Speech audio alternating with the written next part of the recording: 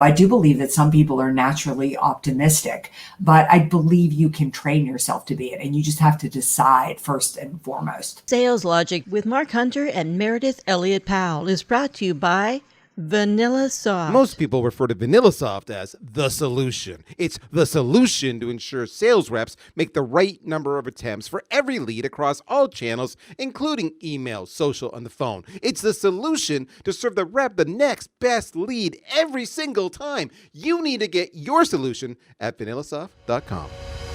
Hey, this is Meredith Elliott Powell, and here we are at Saturday morning, and it is time for Sales Logic, the show where we dive into the strategies, discuss the steps, everything that you need to know to well sell logically. And I'm here with my co-host, Mark Hunter. Hey, good morning. It's always great to start off Saturdays with you. We got some good things happening, not only with the show, but hey, you got your new book coming out pretty soon. Yeah. That's cool. It's great. Yeah. I love the fact that we do this show on Saturday because, you know, the thing is, people always say, should you sell on Saturday?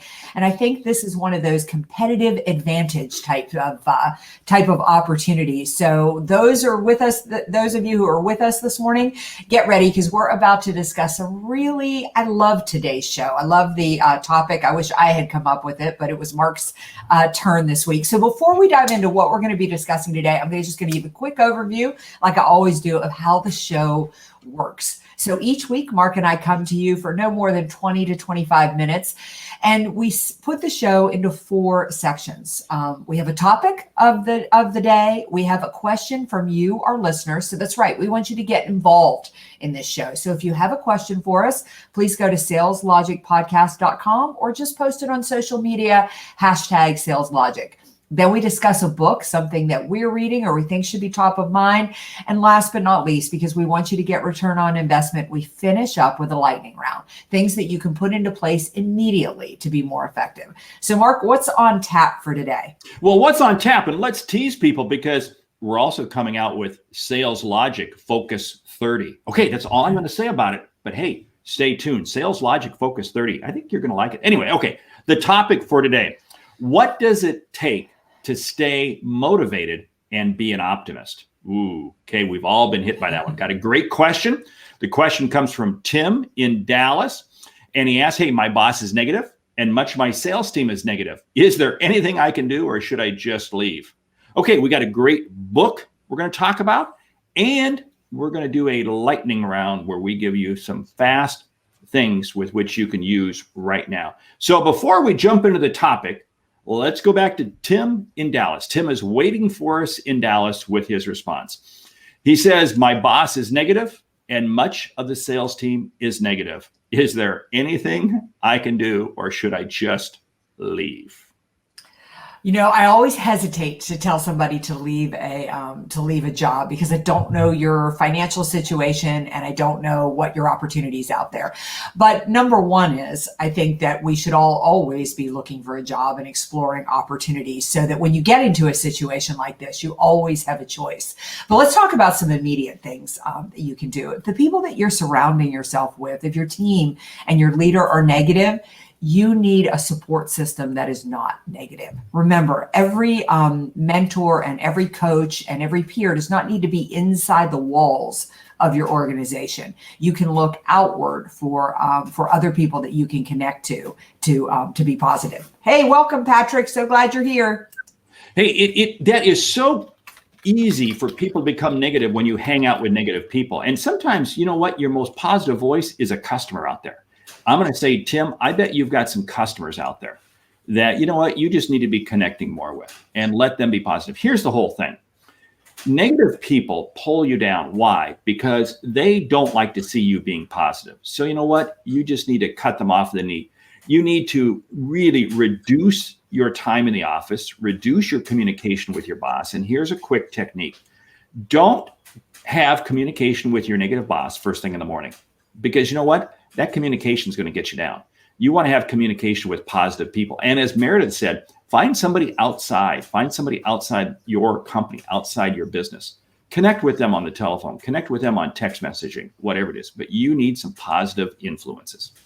You know, I think Mark just gave you such a great tip. I remember this years ago when I worked in corporate. And it wasn't that everybody was negative, but it was just always meetings after meetings after meetings. And meetings drive me nuts because I feel like I accomplish nothing. And if I can't accomplish anything, then that feels negative to me. But what Mark said was plan time with customers.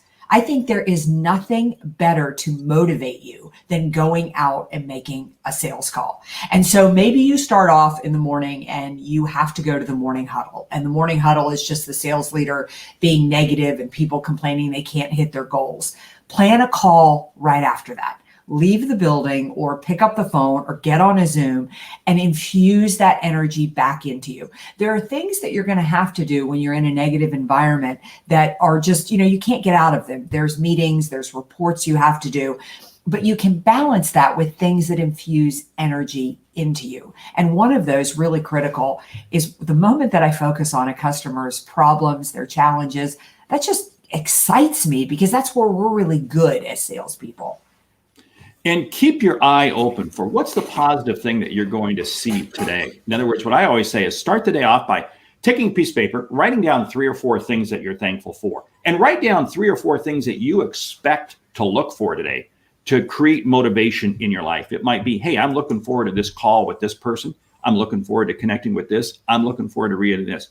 But when you set your sights on the optimistic things that you're going to find in your day, it's amazing how the negativity. And one piece that this hit home with me. I remember I was in an environment, and I drink a lot of coffee, which means you got to go to the break room to get coffee. And let me tell you something, this company, the break room was so negative. I wound up bringing coffee from home to avoid the break room because even though I needed coffee, I'd go in there and it just seeps into you, the negativity. And I just began bringing a big thermos of coffee from home so I could avoid that negativity out there. Our listener, Patrick Tinney, says mental health is worth more than money. And it certainly is. So number one is if you can't leave this job right now, go ahead and shift your mindset around it. Tell yourself that this is your growing edge. Can I stay positive in a negative environment? And start to do things to fuel your own optimism. I mean, I start my day every day with a little meditation and focusing on my goals, the things that I want to achieve. That gets me really, really motivated. I would say you probably need to listen to a video or somebody that's going to infuse a little bit of energy into you. But take control of understand yourself of what it takes to motivate you, and then seek that information and infuse it into your day. But I love this idea of shifting. Anytime I'm in a situation I can't change or a situation that upsets me, I tell myself it's my growing edge. If I can accomplish what I need to accomplish in a less than ideal environment, I am going to grow and expand. So if you can stay positive in a negative environment, your optimism is going to go off the chart. And in the words of Zig Ziglar, you're not a tree, move. Move out of that negative environment. And I'd say, hey, because you're in Dallas, I don't know what job you're in. Well, I do know because you did fill me in on that. Your job market's pretty good down there. You may want to be thinking about looking for a different job. But I don't want to push anybody out anybody's door. Hey, we should jump into the topic because the topic lends itself right with this. What does it take to stay motivated and be an optimist? But hey, I'm going to ask this question first. Meredith, are you an optimist? I am definitely an optimist. I'm so obnoxiously optimistic. I probably annoy myself. What about you, Mark? I am. And you know what? It's funny because isn't it amazing how optimistic people hang out with optimistic people? It's one of the reasons you and I do as much together because we are optimists. Optimists do flock together, just as pessimists flock together. Something there on that one. Yeah. I think one of the things that if you want to stay optimistic, if you want to stay motivated, I think the first thing that you need to decide is that it's a choice. You need to make a decision that this is how you're going to behave and what you're going to do. It's so funny. I just had a conversation with a friend of mine about this yesterday, saying whether it's nature or nurture. I do believe that some people are naturally optimistic, but I believe you can train yourself to be it. And you just have to decide first and foremost.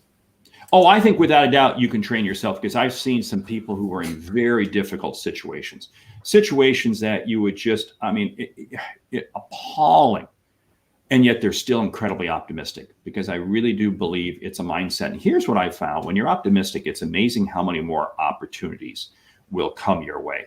Do customers want to have a negative person appear on their front door? Well, right now, people don't want anybody on their front door. But I mean, do people want to hear from negative? No, they want to hear from optimists. They want to hear from motivated. Here's one of the ways that I find myself getting motivated. And that is, I always look at the long picture. You know, the valleys are never as deep as you think they are, and the mountaintops are never as high as you think they are.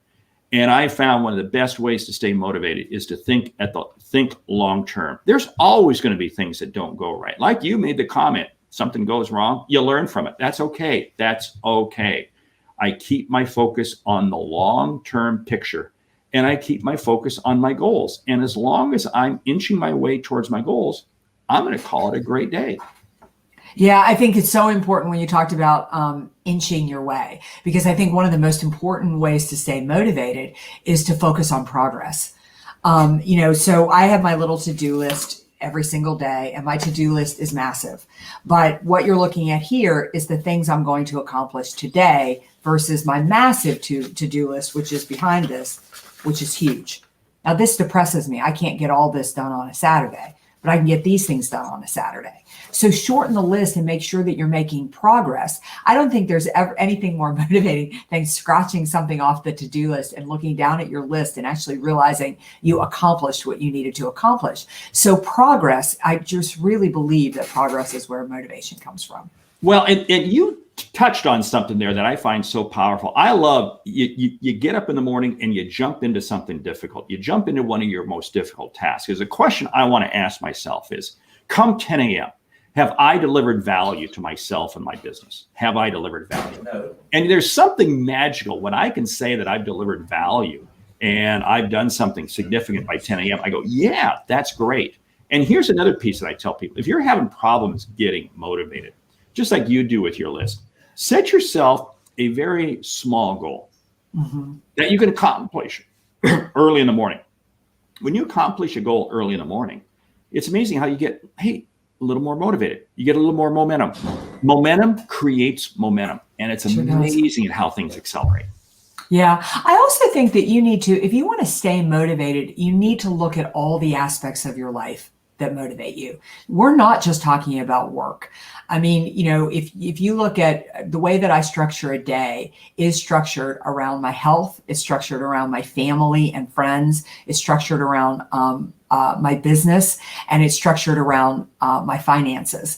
And so those are areas of my life and my spirituality that matter to me. And so every day I need to make a little progress in each particular area. Now, the reason I think that's important is because if I sit at my desk for 15 hours and work like a dog, and I do not pay attention to my family and I do not pay attention to my friends, there's some kind of guilt eating away at me.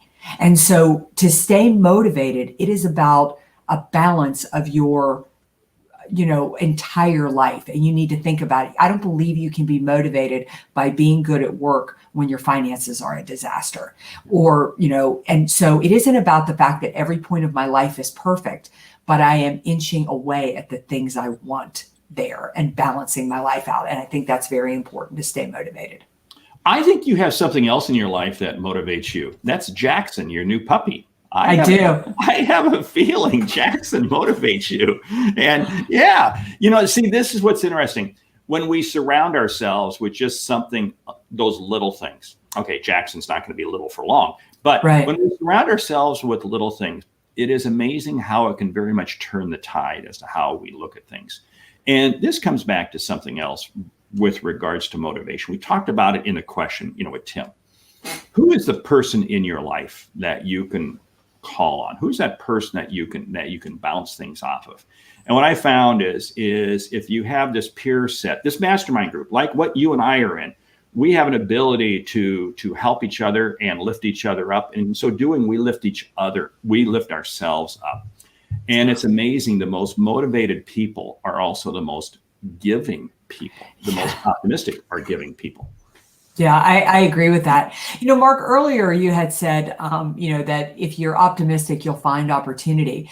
And years ago, I read an article about neuroscience where they actually have proven the fact that somebody who is optimistic, their brain fires differently. And I think Tony Robbins is famous for that, little story about if you buy a red car, then, all you'll see for the next week are red cars all over the road, because what you look for, you find.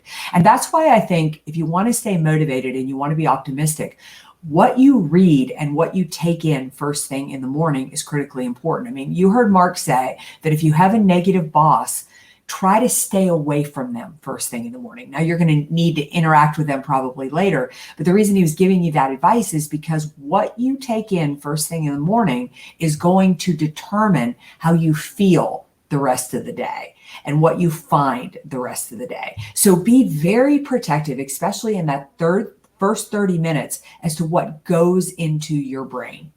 That also applies to every time you make a sales call, regardless, whether it be a Zoom meeting, Teams, whether it be an email, whatever, phone call, whatever.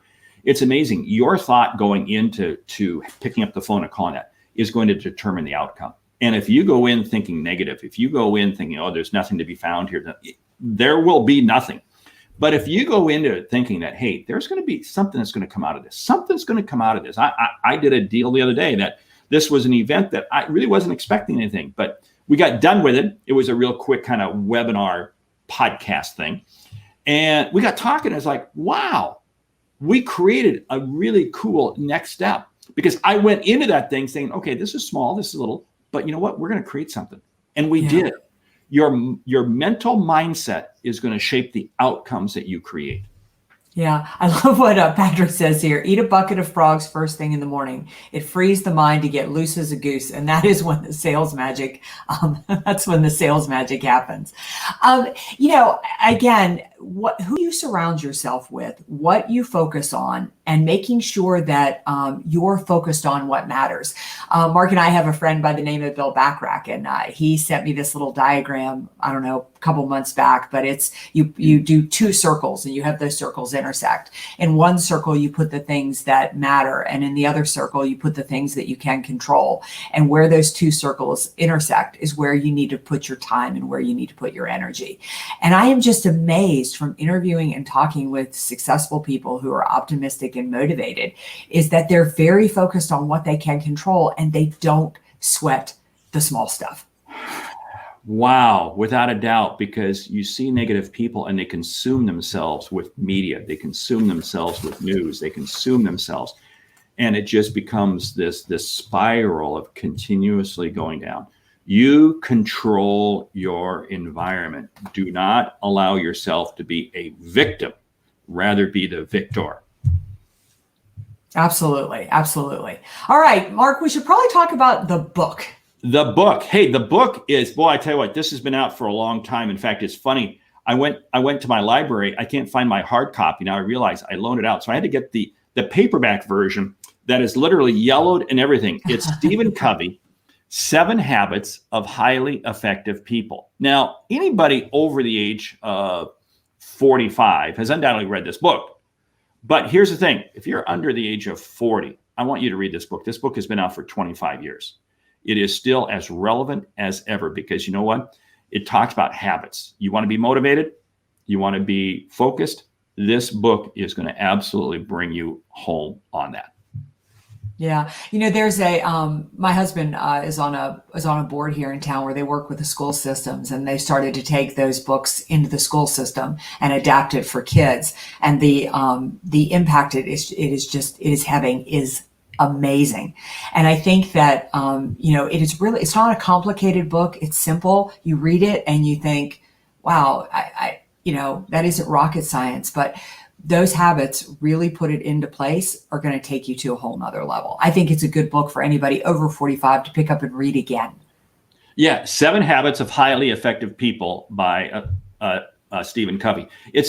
Those 7 habits are so good. It took him 20 years to come out with his next book, The 8th Habit. 8th Habit. Okay. So I think that says something. So anyway, hey, let's jump into the lightning round. The lightning round. Are you ready? Hands on the buzzer. Are you ready? Tips to stay motivated. Go. Number 1 is, I think you need to fake it. I think even if you're not feeling motivated, fake it, and eventually the emotion will take over.